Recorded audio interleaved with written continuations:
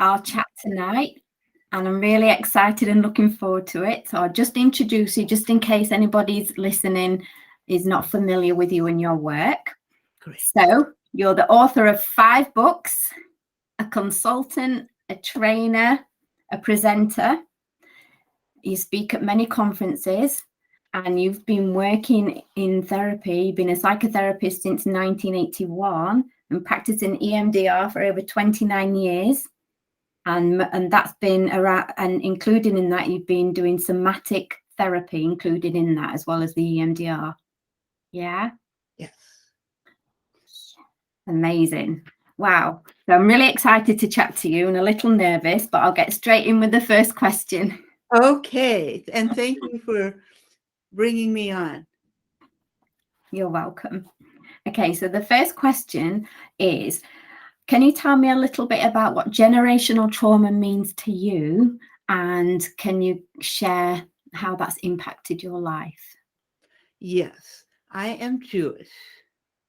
My family came from the Ukraine and from Poland and from Russia.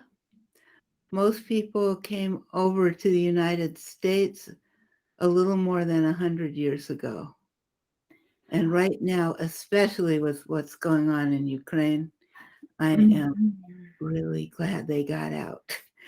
But every family member came over because their families were getting killed for being Jewish. This was a normal thing. There were pogroms of one kind or another in all these countries. And there are very specific stories about it. My grandfather's on my dad's side, his father was killed. He was a traveling rabbi. He was killed. And my grandfather, at age 11 or 12, was told by his mother right after that, there's no income. I can't feed you. You're on your own. You'll have to leave. Or you'll have to get your own food. You can sleep here. But he would come. She moved to like a one-room, she and the baby. And he slept on the floor. And he has a scar from a rat bite from that time, from sleeping on the floor, you know. And then came over as a teenager to the United States. A family member brought him over, but he was essentially homeless here for quite a while. And that story, you know, it was told to me many times. My stepfather, my mother's second husband, was a Holocaust survivor. She wrote, her name was Ellie Welt, and she wrote a novel about him, Berlin Wild, that tells his story and how he survived during the war. And it's a good one. Wow. But it's like, and I knew him when I was a teenager and got to see his PTSD. Oh, wow. I mean, they were starving. So if I ate the last apple in the refrigerator, he would have a complete hysterical fit. There was no more food. And this was 30 years after the war was over, you know. So I got to see a fair amount of this.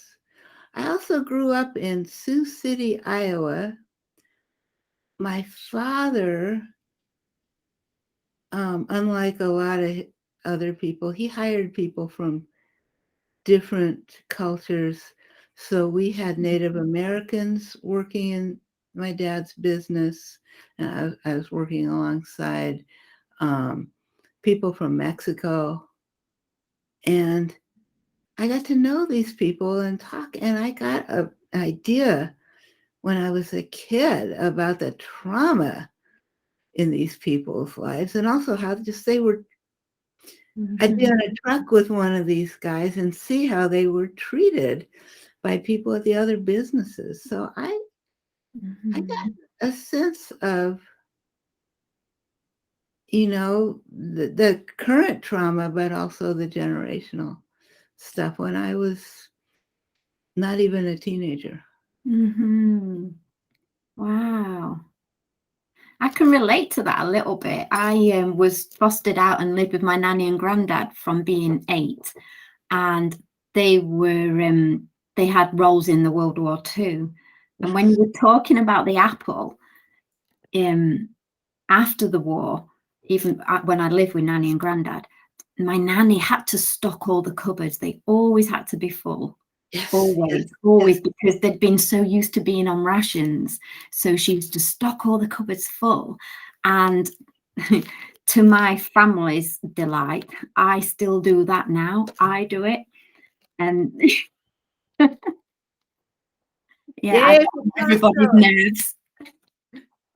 And my husband, whose family has been here, he's completely British Isles background. His family has been in this country for 300 years. Yeah. He never understood why I wanted him, he's the cook, to cook more than we needed for this meal. I do. You do. But they had lived here for so long that this was not an issue. So I absolutely get it. And I don't throw anything away. It's all in Tupperware, all in cling film. Don't throw anything away. Absolutely. Yeah. Yeah. Wow. So it just demonstrates how it's still passed down in generations, doesn't it? This behavior. Well, I'm going to tell you another way it's passed down. My husband's an artist, and he doesn't think about money very much. I am the reason that we have a retirement account. I am the reason we own a house. I am said, no, we need to get into investments and, hire people who know more about that than I do. I'm a therapist. What do I know? And I got into the Seattle real estate market a long time ago. And when we sold things about 10 years ago, I had the biggest check ever in my life. I put it in the bank and I was walking home the mile from the bank. And the thought that I had, if they come for us, if things go wrong, we'll be able to get away now. And that was so clear to me, the relief of there being savings, which have increased, since then. And my husband, he understood why I had it, but he totally has none of that. But that was your first thought. My first thought was, we're safe now. We can get away. Yeah. And I don't want to get away. I've lived in this house for almost 30 years. I'm hoping for another 30.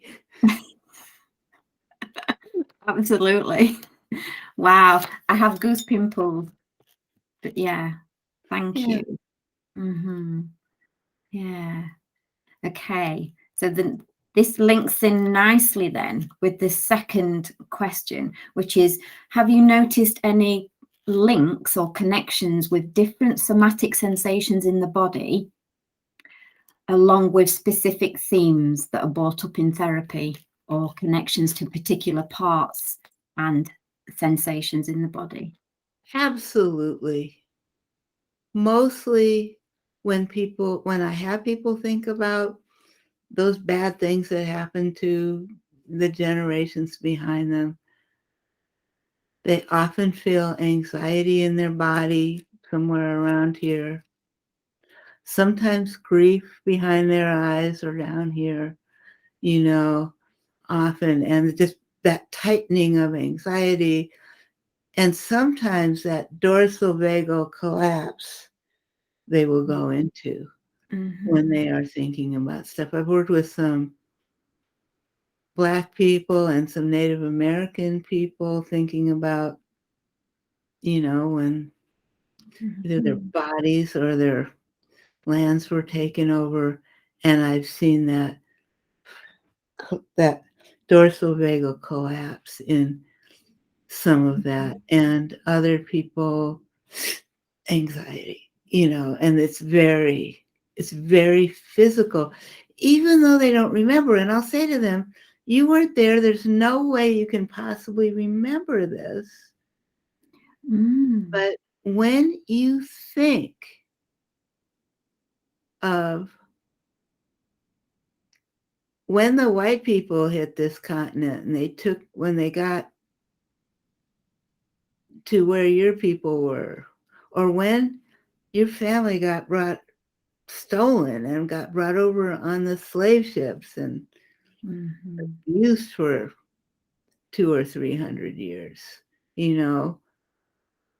what do you notice in your body right now? And man, they have response, and they're shocked sometimes that they have this response. But I go after it right away with EMDR, and now with EMDR 2.0, the European version, where you throw on eye movements and tapping and moving their feet and maybe spelling backwards all at the same time. Ad de Young. Yes, I've done some of his training. Yes, I love this stuff, but I will go after it with this, and it will start to clear, and it will shift, and it will clear, and it will shift, and it will clear, and then they'll be like, I didn't know I was carrying that. Oh my God. And I feel so different now. And there's people who've had like anxiety disorders, even though they didn't have that skinny, nervous body that is prone to that, even with people with no trauma, it would just, I feel so much more open. I feel safer. And I will have them at the end of this look around and notice the current safety. Now, if you're a person of color in my country, it's not completely safe, ever. I mean, yes, if you're home, yes, if you're with people who are not being racist jerks, but, so it's not like it's going to be great. But when they get rid of that old stuff, it's like, I'm going to survive. I am surviving. We survived. Yeah. It's powerful, isn't it? It is. And EMDR really helps shift that, doesn't it? Along with the somatic work, they work together perfectly. Well, what you pointed at is the somatic remembering. And I know you were going to ask about epigenetics. So let me just say, I just read an article by an Israeli named Natan Kellerman. Oh. Epigenetic transmission of Holocaust trauma. Can nightmares be inherited? And he looked at all the data everywhere, and he said there is so many studies that say you can even bring your relatives' nightmares through. You can feel your genes are different because of what happened to them. There's chemical differences in the genes of mice and rabbits and apes and humans whose ancestors had trauma, even if they didn't know these people. Yeah. It's the way that the epigenetics is developing is really exciting, isn't it? Yes, really interesting. And it makes sense that a whole lot of kids who are adopted close to birth. And in my country, they stole a whole lot of Native American kids, and white families adopted them. And these kids had lots of problems. And the epigenetics are making all kinds of sense of that. Yeah. So I guess when we do assessments, it makes sense to ask about parents and grandparents. And before, and in my country, you're either Native American or you came from somewhere else. And I ask all my clients as part of the intake, how did your family get to this country? You know, and often it was running away from a war, running away from pogroms, you know, running whatever, running away from a famine, different things, not always, but often. And even if it was 4 generations ago, we can do 1 or 2 sessions on that stuff, and there'll be a difference. Wow. It really confuses some clients when they can't connect the way they feel and the thoughts they have and what they're experiencing because it hasn't happened in their lifetime. But then they go, oh my God, I have all these feelings about that. I had no idea. And we'll get it. Yeah. And depending on the circumstances, it might just be they came to this new place and didn't know the language, but things weren't so bad back home, and it was that. Or it could be, you know, a horrible story. But they don't need to know the story. You can just say, think about those people who came over here, who made that decision, who came over. What do you notice in your body right now? Oh, there's some tightening here. I feel some anxiety, man, and I'm feeling sad. People left their homes, you know. I'm feeling sad right now. And again, I am thinking right now about all those people who just left their homes in Ukraine. And they're being brought to all these countries, and they're grateful, and they're in absolute grief. I may never see my home again. I may never see that neighbor again. I never see my beautiful city again. Yeah. It's just so tragic, isn't it? And very current. Very current, but it's not the only place where things are happening in the world.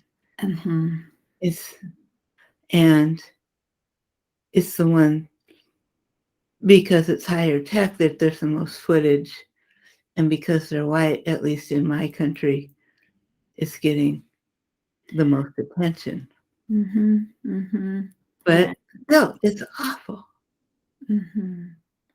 Yeah, it is. I have a friend in Ukraine, a therapist friend.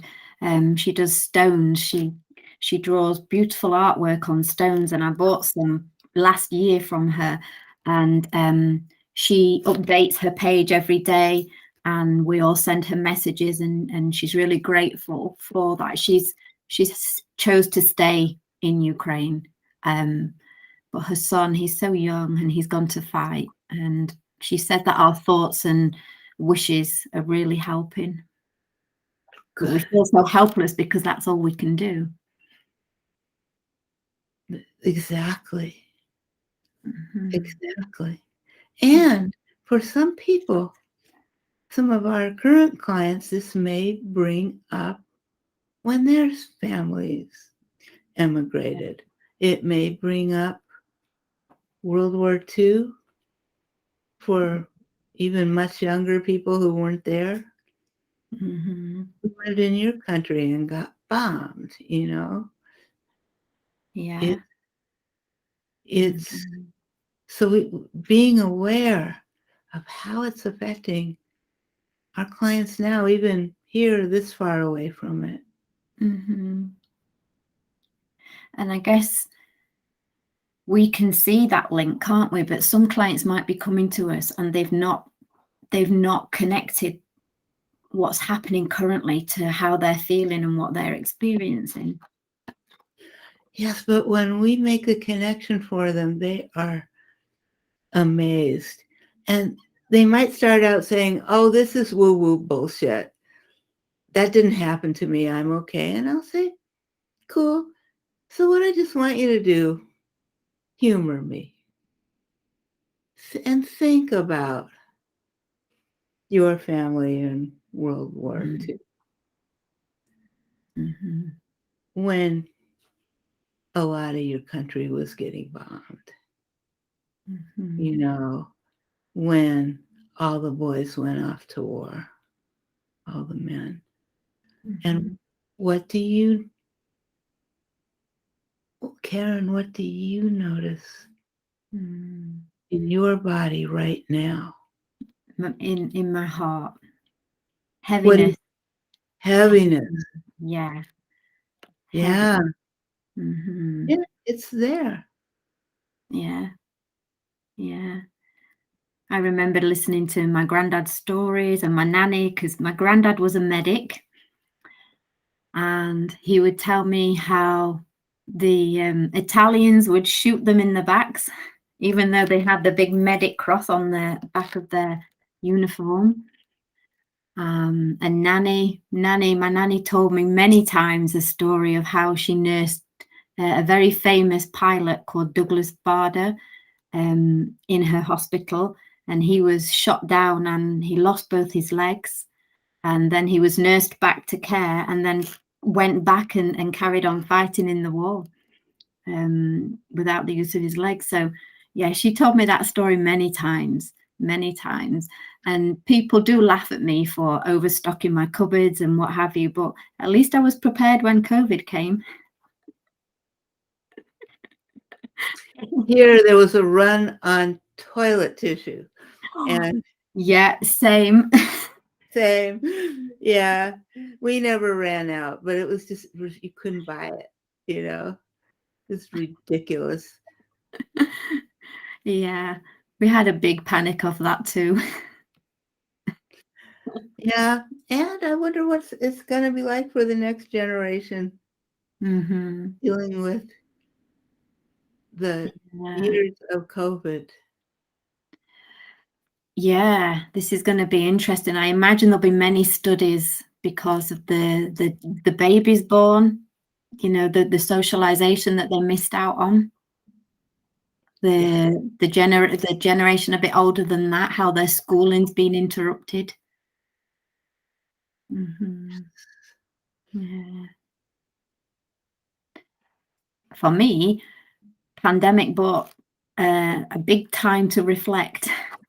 I quite enjoyed not having to go out to work, and it gave me a lot more time because I wasn't commuting and my whole work changed to being online, and I actually enjoyed a lot of that time to reflect and put some changes in. Well, I'm married to an introvert, and he's loved the pandemic.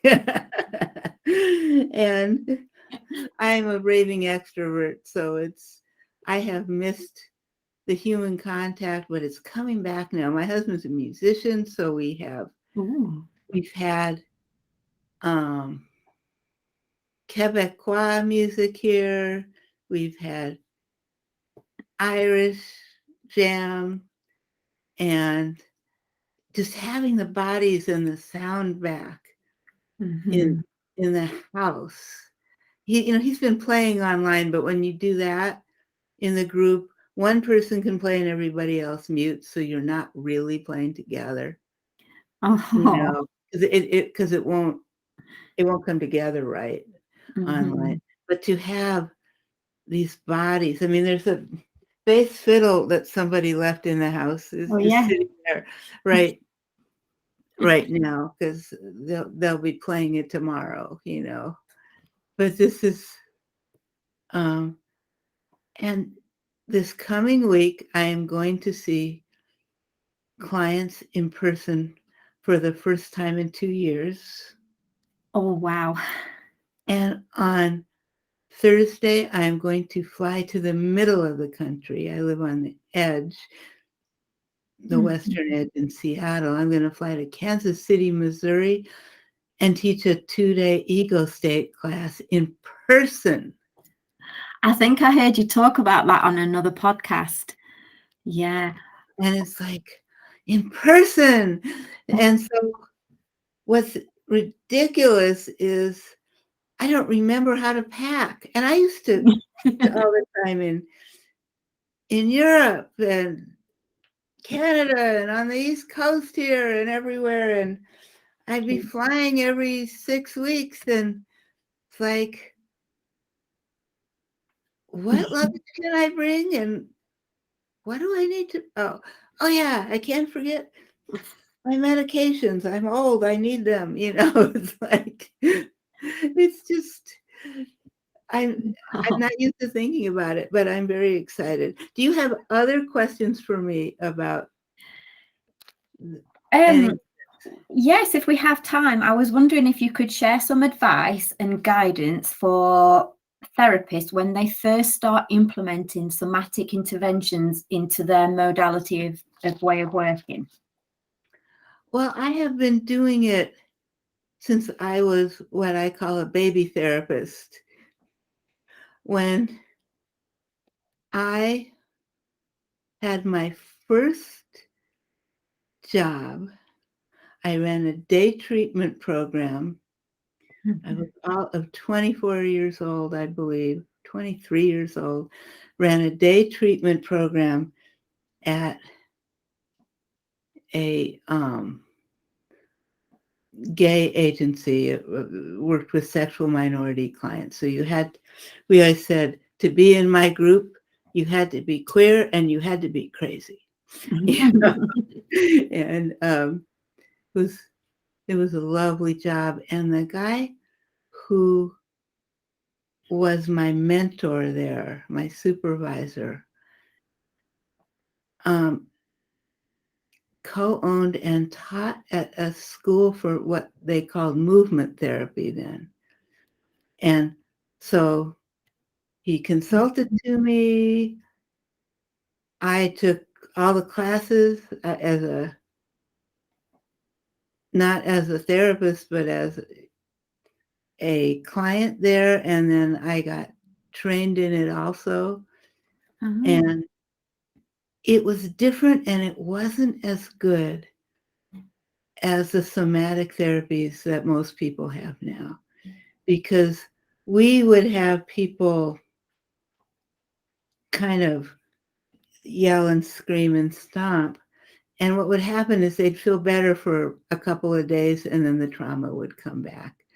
The new somatic therapies, they move slower, there's more brain involved, more attention, and things can really clear. And when you mix them with EMDR, which I learned several years later,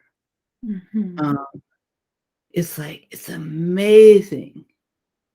And I actually wrote the introduction to a book called EMDR and Somatic Therapies by Ariel Schwartz and Barb Mayberger. And it's a gorgeous book. It's just a gorgeous book about therapy, but it really ties these two things together. And so, but when I learned EMDR, what happened is people I was helping deal with the fact they were traumatized. The trauma disappeared with a lot of these people in a few weeks. And then they would quit therapy because they were done. And I thought, I'm going to starve to death. But then they sent me all their friends. And I've been full.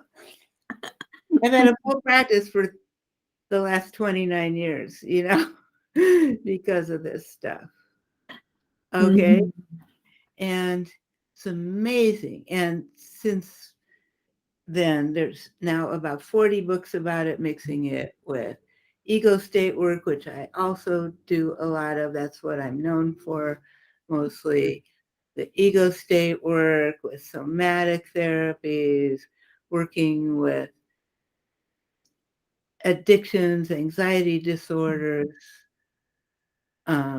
dissociation. So much, and so much research now.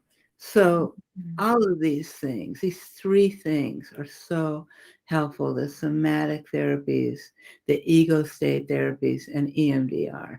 I think every therapist should have training in all three of these things. It doesn't have to be from me. There's good stuff out there that's not me. Okay. But That's just been my journey as well. So my modality of training when I first trained was psychodynamic, and then when I got accredited, I did my EMDR training, and then since then it's been very attachment and somatic based workshops and training, and this level 5 somatic trauma therapy that I'm doing in Bedford is wonderful. That's great. Yeah. That's great. So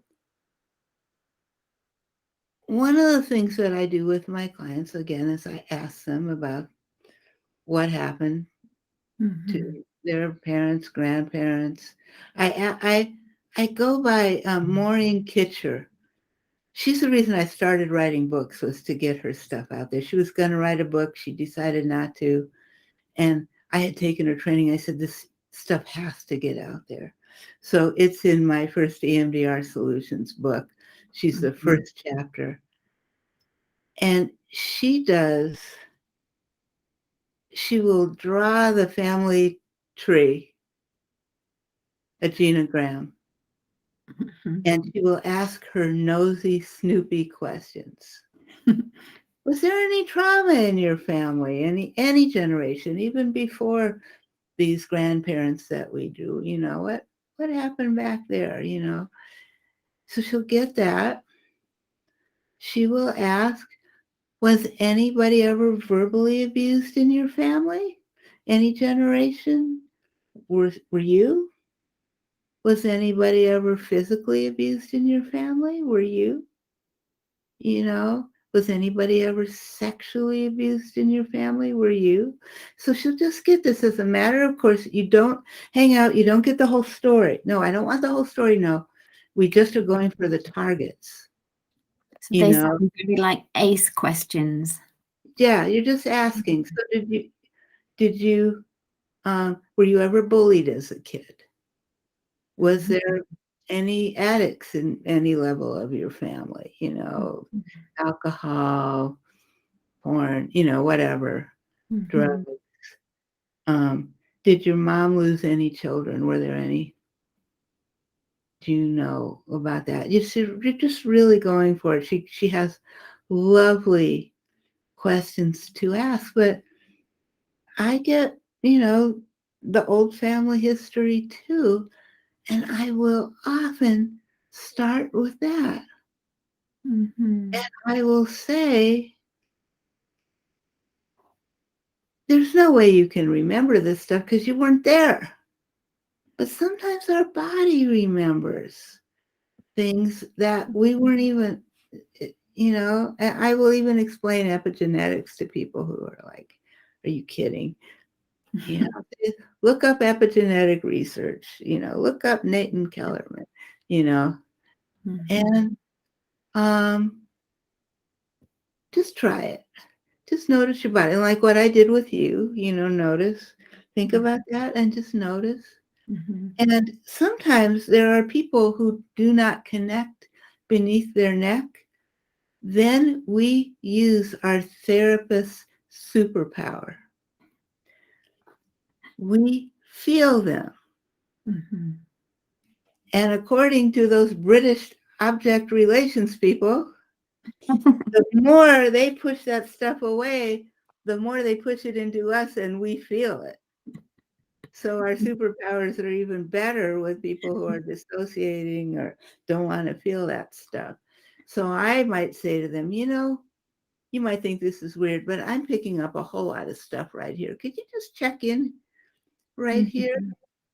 And what I'm thinking, down into that bad neighborhood underneath your neck that you don't like to visit, but I don't usually say that to people in front of them. But I say that to the therapists I'm consulting to. But and so and they'll go, oh my God, yeah, there's stuff right there. Can you name the emotion that goes with that? Yes, fear. Yeah. How big is it? 0 to 10. It's big. It's like an 8 or a 9. I can't believe this.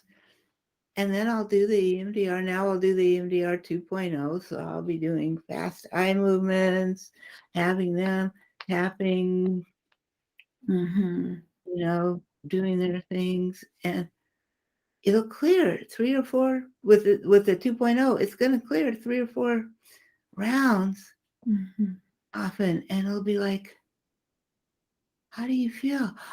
So much better. It's gone. Do you think it's gone? Yeah, I'm not feeling it in you anymore.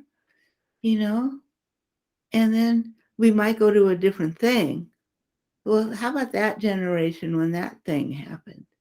Oh God. You know what I mostly feel is pissed off. Yeah. Where do you feel that? Ugh. Okay, let's do it. But often you can get all this stuff, unless it was something that happened over and over and over and over and, generation after generation. You can often get this in a session or two. I think that's really helpful when clients can't remember the way that you've just worded that and the way that you speak to your clients. That's really helpful. So you might not remember, but imagine what you would feel like. That's really helpful. Not imagine what you would feel like. No. They would feel like.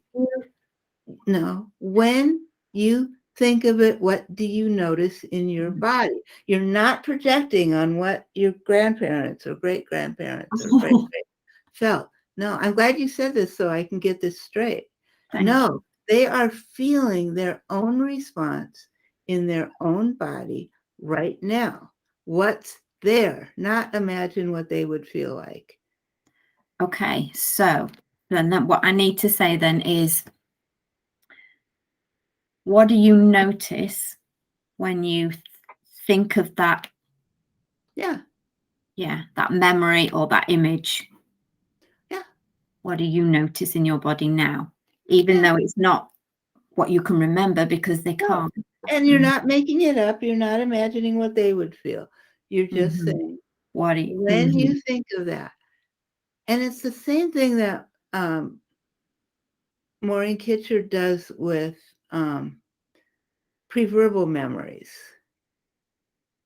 If they had parents who were always screaming at each other, or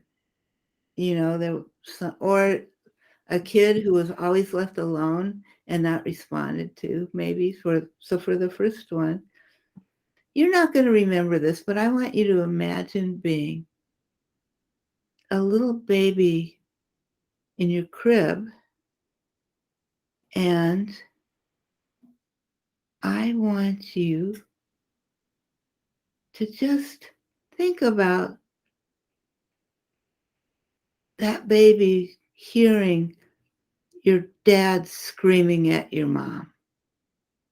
And what do you notice in your body right now?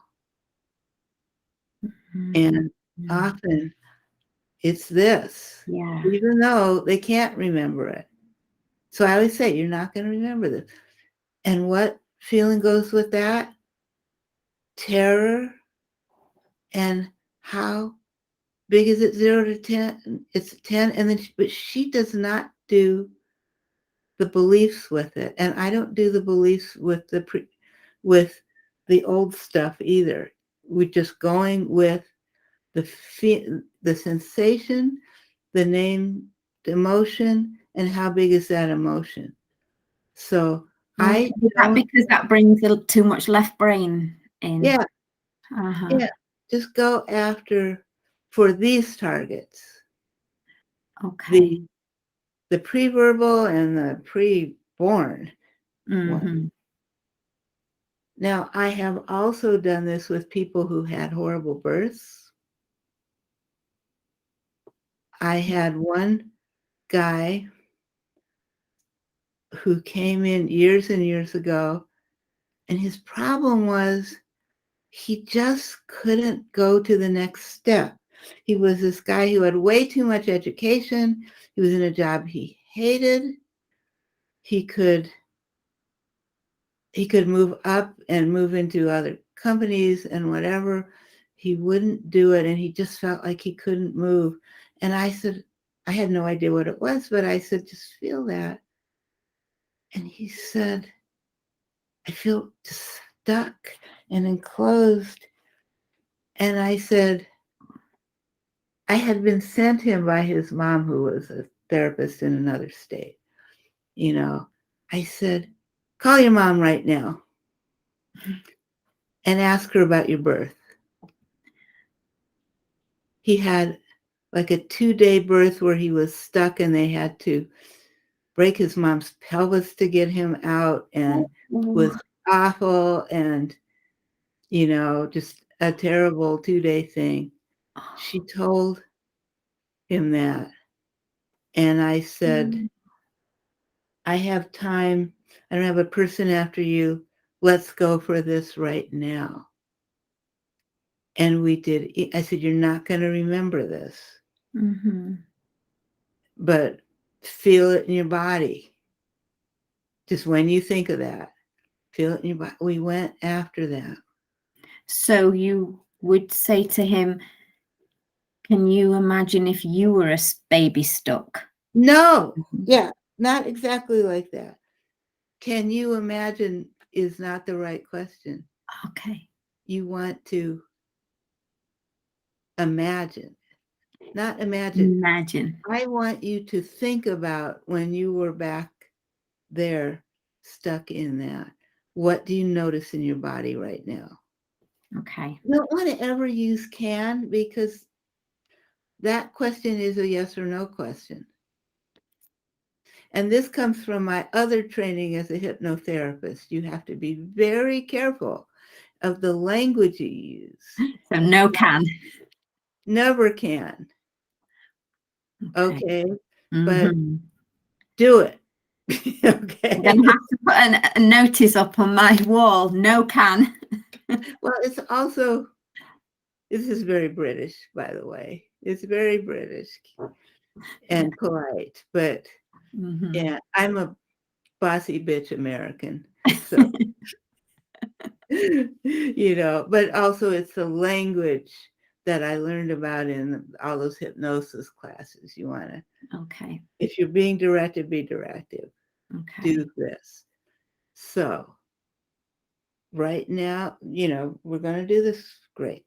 Right now, think about when you were stuck there. Okay. Now, what do you notice in your grown-up body right now? Oh my God, this. Okay. What emotion is like that? Is like hopelessness. You know, first this and then like this.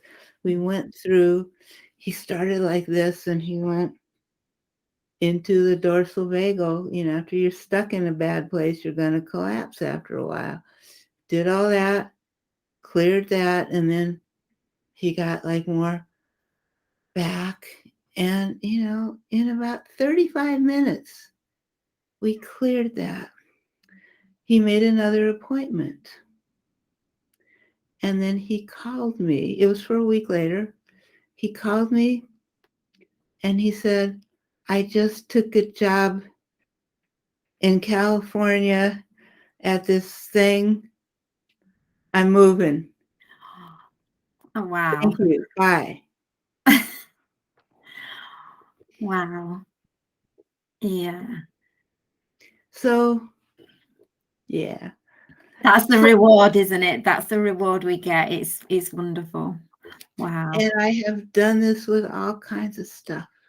and it's been amazing. So anyway, go after that stuff that happened, find it in the body, and do whatever it takes to clear that. You know, one of the things you might do, if you don't do EMDR, you might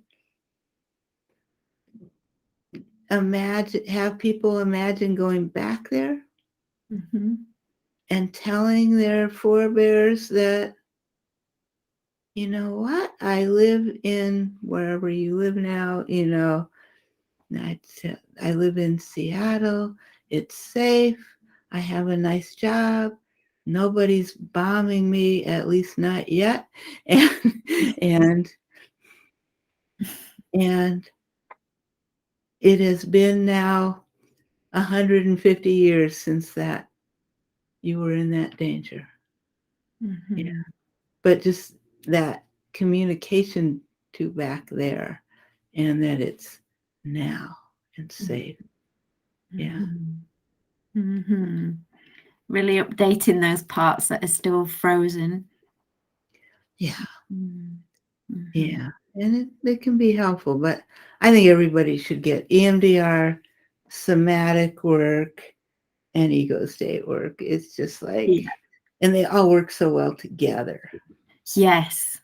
Yeah, absolutely. Yeah.